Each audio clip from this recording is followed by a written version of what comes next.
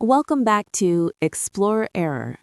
In this video, I'll show you how to share your laptop's Wi-Fi connection with your mobile device on Windows 11. To get started, open the Start menu and search for Settings, then click to open it. From the left side, select Network and Internet, and then click on Mobile Hotspot.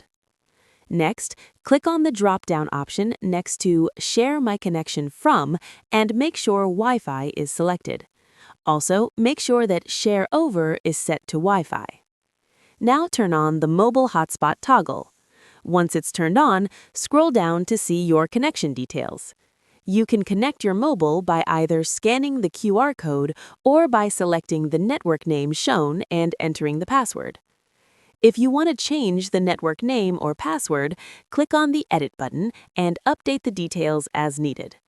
After completing these steps, you'll be able to connect your mobile device to your laptop's shared Wi-Fi.